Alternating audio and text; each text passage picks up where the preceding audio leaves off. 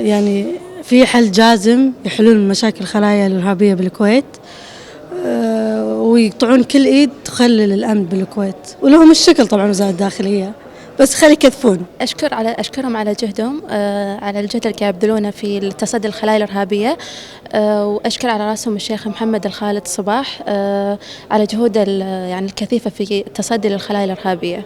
الأمانة جهود دولة الكويت ورجال الأمن الكويتيين يعني صراحة ما قصروا، وجهودهم مشكورة ويعتبرون من أفضل رجال الأمن بالعالم من وجهة نظري، لأن بسرعة قاعد يضبطون الخلايا مثلا الإرهابية، وقاعد يواجهون الإرهاب بسرعة، وقاعد يستجيبون حق أي بلاغات أو أي شيء بسرعة يعني كبيرة.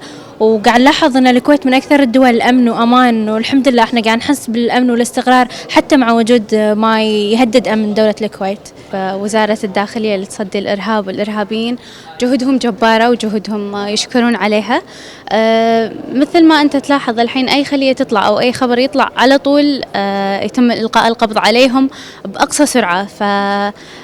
نوجه الشكر لرجال الأمن ولوزارة الداخلية على هذا، لأن جهودهم ما شاء الله تبارك الرحمن جبارة جدا. شباب الداخلية مو مقصرين، الله يعطيهم العافية، من الوزير إلى أصغر فرد فيهم أو عسكري، مو مقصرين، مجتهدين بشغلهم، في قاعد يصيدون أكثر من خلية بالفترة اللي طافت، من كانت من داعش أو أي حزب كانت.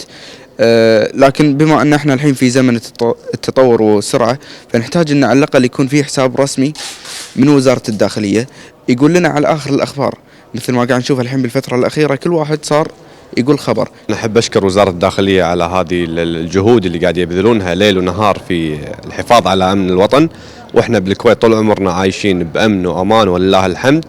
صحيح إن في فترات معينة كان في ثغرات بالأمن، ولكن الحمد لله وزارة الداخلية قدرت إنها ترجع هذا الأمن حق الكويت. بصراحة يعطيهم العافية، وما شاء الله قاعد نشوف جهودهم، قاعد نشوفها كل يوم بالأخبار، يا ماسكين خلية يا ماسكين من داعش يا من حزب الله ومن غيرهم.